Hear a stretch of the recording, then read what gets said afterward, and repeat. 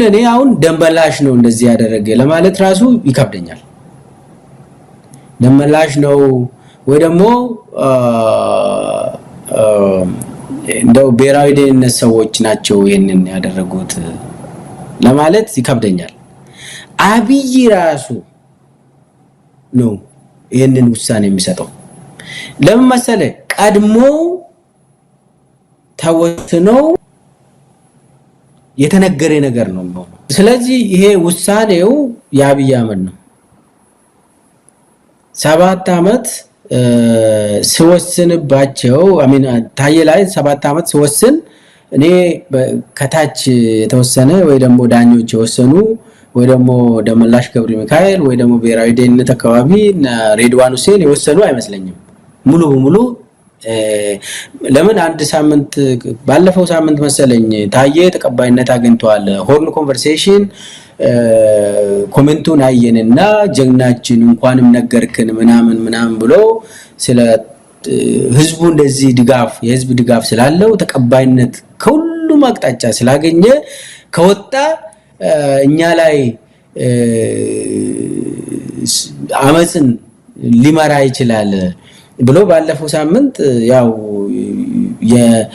አንደኛ ተቀባይነት ስላገኘ ሁለተኛ ደግሞ እንትንም ልምድም ስላለው እስከ ቤት በዋስትና ከወጣ መንግስትን ይገለብጣል ብሎ አደባባይ በፍርድ ቤት ነው እንግዲህ ይሄንን የተናገሩትና አቃቢ ህጎች ስለዚህ አሁን በፍጥነት ቀድሞ የተወሰነ ውሳኔ ነው በፍርድ ቤት ለታየ የተነገረው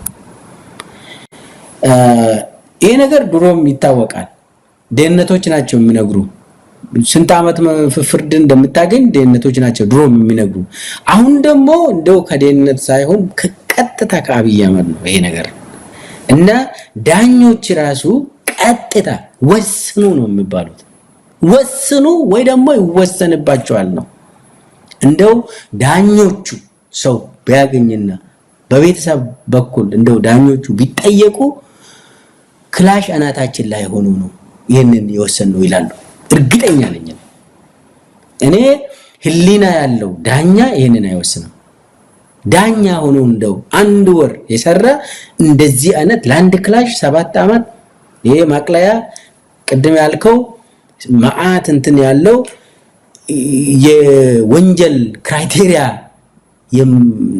አሟላ ስለዚህ ዳኛ አይደለም የወሰነው ዳኞቹ ኦኬ ወስኗል አዎ ችሎት ላይ የሚወስኑ ዳኞች ናቸው ነገር ግን እኔ በቀጥታ በአብይ ትዕዛዝ ነው የሚል እምነት አለኝ መሳይ አዎ ምንም ጥርጥር የለውም አብይ አህመድ በቀጥታ ያደረገው ስለመሆኑ እኔም ቅንጣት ታክል አልጠራጠርም አንዳንድ ያገኘናቸው መረጃዎችም ይሄንን የሚያሳዩ ናቸው ነገራችን ላይ ሰውየው በ7 ቁጥር ተለክፏል 7 አመት ከ7 ያክፍልን ያቋረጠው 7ኛው ንጉስ ነኝ ይላል 7 ቁጥር ላይ ቆርቧል መሰለኝ እቺን ቁጥር ሊተዋት አልቻለም ታየ ላይም 7 አመት ነው የፈረደበት ለማንኛውም ዶክተር ሚልኬሳ ይሄ ሆርን ኮንቨርሴሽን ላይ ታየ ምንድን ያደረገው ሐሳቡን በነጻነት ነው የገለጸው አብይ አህመድ የሚሰከንዱ አብይ አህመድ እኮ ያደረጋቸው በድብቅ አወራቸው ከተባሉት እኮ ሁሉ የከፋ ያደረጋቸው ነገሮች እኮ ይከፋሉ ምን አዲስ ነገር አለው እንደው ታየ ምስክርነቱን ለመስጠት አንተ ምስክርነትን ለመስጠት ካልሆነ በስተቀር ያም የመናገር ነጻነታችሁን ተጠቅማችሁ ነው ምንድነው 3 ፋይል በዛ በእናንተ መድረክ ላይ የተናገረው ተጠቅሶ 3 ክሶችን የተመሰረቱበትና በጣም አስገራሚ ነው በኢትዮጵያ የፍትህ ታሪክ ውስጥ እንግዲህ እንደ አንዱ አስቂኝ ኮሜዲ የፍትህ ስርዓት ወይም ደግሞ የፍትህ ሂደት ተደርጎ ሊታይ ይችላል የታየ ጉዳይ ይሁን ሆርን ኮንቨርሴሽን ላይ ታየ ብዙ ነገር ነው የተናገረው ብዙ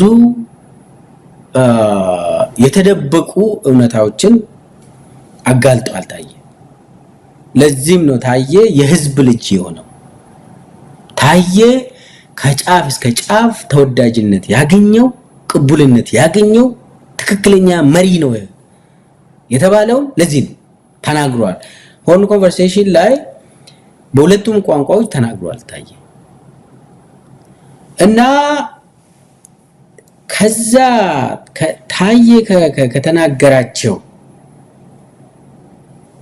ወንጀል ሆኖ ታዬ ላይ ቀረቡት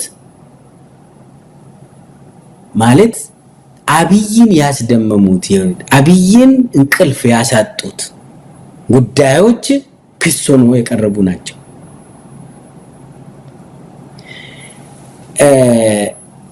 አንደኛ የሶስቱ ክሶች አዳዲስ ክሶች ተደርጎ ተመልምሎ ከዛ አውጥቶ ከሆርን ኮንቨርሴሽን አዳምጠው ኮሜንቶቹን ሁሉ አንብበው የጻፉት እንትኖች ለነገሩ አብይ ራሱ ነው አዳምጠው ምነግራቸው እንደዚህ ይሄንን እንትኑ ሰዱ እዚህ ጋም እንደዚህ ብለዋል ይሄንንም ወንጀል ነው ብሎ አብይ ራሱ ነው የአቃቢ ህጎችን ኦሬንት የሚያደርገው። ለምን መሰለ እኔ ታዬ ላይ የተከፈተ ክስን ካየው አብይን ያሳመመበት ቦታ ነው። ምንድናቸው እነኚህ? የመጀመሪያ ክስ ቁጥር 1 ላይ ለምሳሌ ታዬ ምንድነው ያለው? ምንድነው ወንጀል ሆኖ የቀረበበት? አንዱ የጎንዮሽ ጉዳይ ንትርክ ተውና ተባበሩ አንዱ ናችሁ ወንጀለኛው አንድ ሰው ነው አለ። የኢትዮጵያ ምሁራን የሁሉም ኢትዮጵያውያን ጎንዮሽ ጉዳይ ተው ይቅርባችሁ እሱ የአብይ ሴራ ነው እና ዋናው ላይ አነጣጥሩ ነው ያለ። ክሱ ላይ ምንድነው የተባለው? ኢትዮጵያውያን የጎንዮሽ ጭቅጭቅ ተውና አንድ ላይ ሆናችሁ ለውጥ አምጡ ብሎ ወንጀል ሰራ ነው የሚለው ወንጀሉ ውስጥ የተጻፈው። አሁን አንተ ያውንን መሳይ ኢትዮጵያውያን የጎንዮሽን ግጭት አቁሙ አንድ ሆኑ ብትል ወንጀል ነው መሆን ያለበት። የተባረከ ሐሳብ አይደለም። አንዱ የታዬ ወንጀል ይሄ ነው። እንግዲህ ታዬ እንደዛ አለ። ሌላው ደግሞ የሚገርም ነገር ምሁራን ማህበረሰቡን አንቁ፣ አስተምሩ፣ አደራጁ፣ ቀስቅሱ በማለት ወንጀል ሰራ ይላል እና ምሁራን ሚኒስትሩ የኢትዮጵያ ምሁራን ትክክለኛ የኢትዮጵያ ምሁር ምንድነው የሚሰራ? ማህበረሰቡን ማስተማር ነው ያለበት፣ መቀስቀስ ነው ያለበት፣ ማደራጀት ነው ያለበት። የኢትዮጵያ ምሁራን ይሄንን እያደረገም አይደለም። ለዛ እንዳው ታዬ ግን ስራችሁን ስሩ ነው ያለው። ይሄ ወንጀል መሆን አይችልም። ግን አብይ አመመኝ አለ። ሌላ ደግሞ አማራ ህዝብን ቀሰቀሰብኝ ይላል። ታዬ አማራ ህዝብን ቀሰቀሰብኝ እንዴት? አማራን ላጠፋ ነው ብሎኛል በማለት አማራ ህዝብን ቀሰቀሰብኝ ይላል። ክሱ ላይ ነው እንደዛ ይላል። አማራን ራሱ እያጠፋ አይደለ አብይ? ታዬ እኮ መሬት ላይ የሚታየውን ነገር በአፍ ደግሞ ተነግሮኛል ይመሳሰላል ነው አይደለ ጉዳዩ? ታዬ ይሄንን ደግሞ ለታዬ ብቻም ሳይሆን ለብዙ ሰው ነው የተናገረው አብይ፣ ለኔም ጭምር አማራን ላጠፋላችሁ ነው ብሎ ተናግሯል። ለኦሮሚያ ባለስልጣናት እንደዛ ነው የሚለው። አማራ ህዝብ መቼ ነው ጠላት የሆነው? የሚያሳዝን ነው ይሄ። ክፉ አረመኔ አንድን ህዝብ ጠላት አድርጎ ሌላውን ደግሞ እያደራጀ እንደዛ ይላል ታዬ። እንዳም ይሄንን ሲናገር የሚደርስብኝ ሁሉ አይታወቅም ልናገር ብሎ ነው የተናገረው። ይሄ ምስጢር ሆኖ እንዳይቀር ብሎ ነው የተናገረው። እና ይሄ እንትኑ አብይን አሳመመው።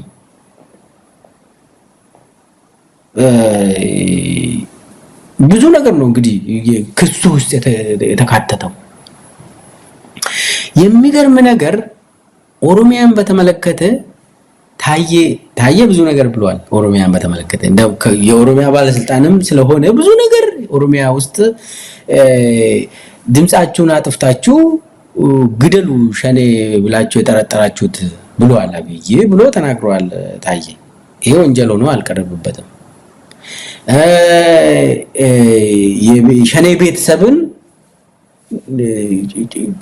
እሰሩ አንገላቱ ምናምን ብሎ አቅጣጫ ሰጥቷል ብሎ ታየ ተናገረ። ይሄ ወንጀል ሆኖ አልቀረበበትም። ኦሮሚያን በተመለከተ ምንም አይነት ወንጀል ሆኖ ለታየ አልቀረበም። ለምን መሰለህ? ሌላው በኋላ መጣበታለሁ። ቆይ ሌላው የመከላከያ ሰራዊት የሰሜን እዝን እኛንን በሴራ እንድመታ ያደረግነው ብሎ ለ2500 ካድሬ አብይ የተናገረው ታየ በአደባባይ ለኢትዮጵያ ሕዝብ ተናገረ። ይሄ ወንጀል ሆኖ ቀረበ። ሌላው ደግሞ ብልጽግና የለም አሁን ያለው ማፊያ ስርዓት ነው ለአብይ የተገነባ በአብይ የተገነባ ለአብይ የገደለ የሚሄድ ማፊያ ነው እንጂ ብልጽግና የሚባል ቡድን የለም። ይሄም እንደ ክስ ሆኖ ቀረበበት። ታየ ላይ እንግዲህ ለምንድነው አንድ ሆናችሁ ተባብራችሁ የችግሩ ባለቤት ላይ ፎከስ አድርጉ ያለው? አማራን በተመለከተ ታየ የተናገረው፣ የትግራይን ጉዳይ በተመለከተ ታየ የተናገረው ለምን እንደው በኦሮሚያ ምንም አይነት ወንጀል ሆኖ ለታየ አልቀረበም። ለምን መሰለ? ይኸውልህ አብይ አንተ ለብሔር ብቻ የምትቆም ከሆነ እንደውም ገንዘብ ሊሰጥ ይችላል። አብይ መቼ ነው አንተ ላይ ጥርሱን ነክሶ የሚመጣብህ? አንተ ትንሽ ለብሔርም መናገር ከዛም ወጣ ብለህ ለሌሎቹ ወንድም እህት ብሔረሰቦች፣ ህዝቦች፣ ለሁሉም ዜጎች መናገር ሲጀምር አብይ ይመጣብሃል። አሁን ወንጀል ሰራ ይልሃል። የታየ ወንጀል ይሄ ነው። አሁን እንግዲህ ስለ አማራውና ስለ ትግራይ ስለተቆረቆረ ማለት ነው። አንተ ለምንድን ነው ለኦሮሚያ ብቻ ማውራት አለብህ?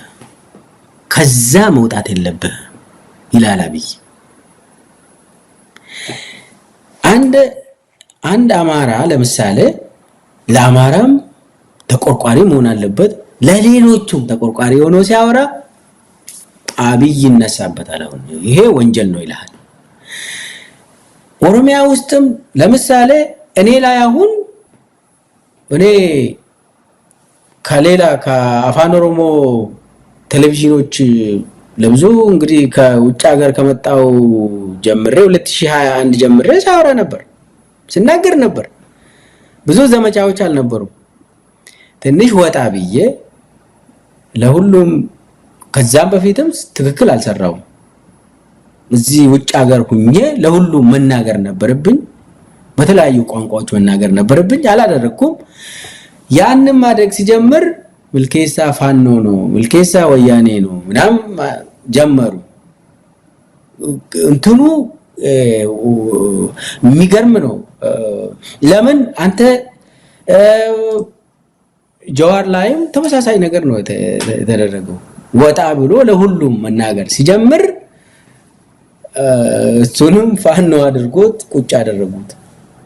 ሌላ የታየ ጉዳይ ይህንን ነው የሚያሳየው። ክሱን ብቻ አንብብና ትረዳለህ።